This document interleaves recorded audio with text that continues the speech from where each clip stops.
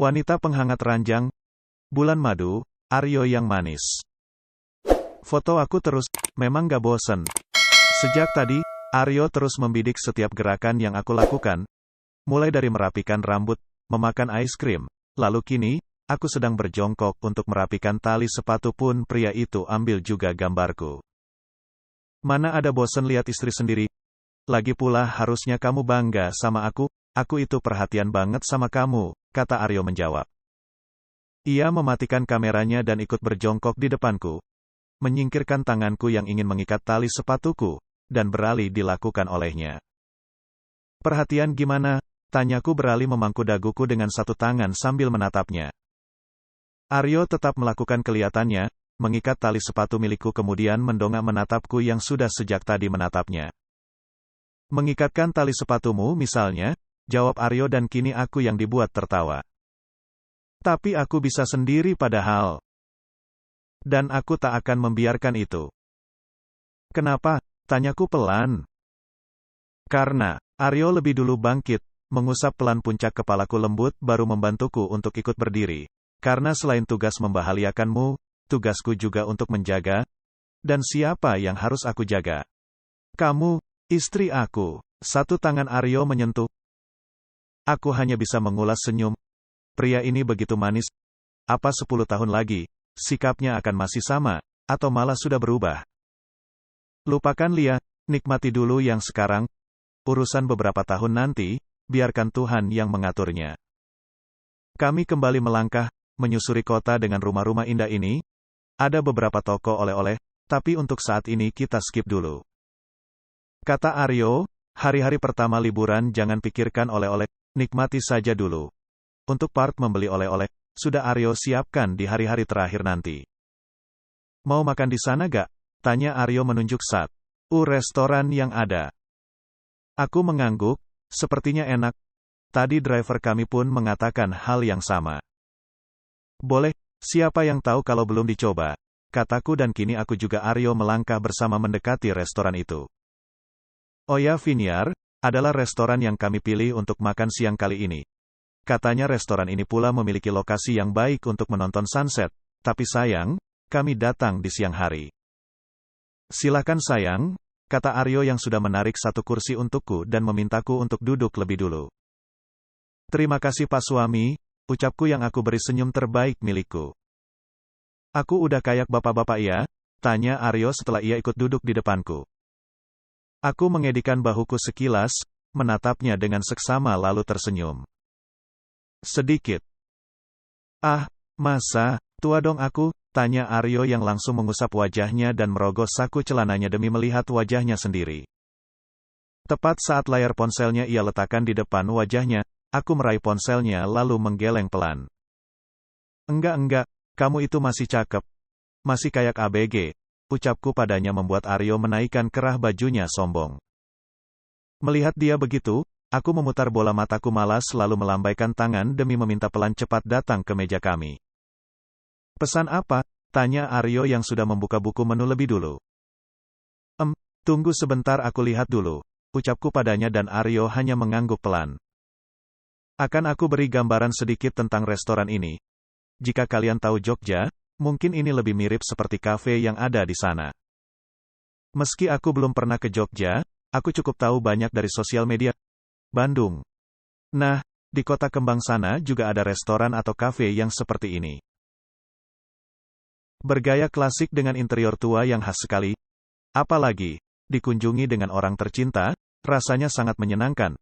Bahkan, di restoran ini kalian bisa mencicipi wine terbaik dari kota Oya. Kami memesan beberapa menu makanan, tentu kami juga memesan sup tomat sebagai salah satu makanan khas Santorini. Tomat. Bahkan, di sini ada museumnya, tapi kami belum sempat berkunjung.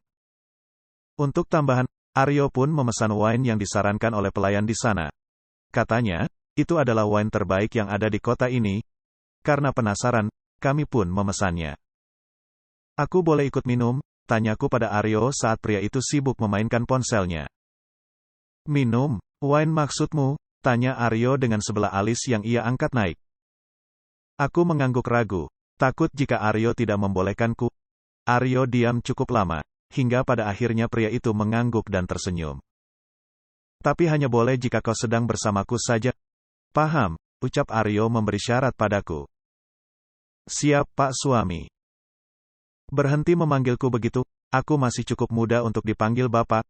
Apalagi ada driver itu di sini. Ucap Aryo menunjuk driver kami yang juga ikut makan tapi tidak satu meh denganku dan Aryo. Aku menoleh, baru saja aku menoleh, Aryo sudah menarik lagi daguku dan tidak membiarkan aku menatap pria seksi di belakang sana. Seksi, iya, pria yang mengantar kami itu sangat seksi. Tubuh atletis juga wajah yang tampan menjadi daya pikat pria itu. Lebihnya lagi, dia warga lokal yang ramah. Jangan noleh. Kenapa? Nanti dia GR. Dia yang GR atau kamu yang cemburu? Dua-duanya. Oh, jadi Aryo bisa cemburu? Tanyaku kembali memangku daguku dan menatapnya dengan mata yang aku buat menggoda dirinya. Aryo menoleh ke kanan dan ke kiri lebih dulu lalu kembali menatapku dengan serius. Tubuhnya ia majukan sedikit mendekat ke arahku dan satu tangan ia gunakan untuk menutup sebelah bibirnya, seperti sedang berbisik. Jangan bilang sama istri saya ya. Iya, saya cemburu. Punya istri terlalu cantik ternyata bikin pusing. Bisiknya yang membuat pipiku bersemu merah tapi juga ingin tertawa karena tingkah Aryo yang menggemaskan. Aku mengikuti gayanya, sama persis lalu ikut berbisik sama seperti dirinya. Oke, tapi jangan bilang suami saya juga ya. Aku mencintainya.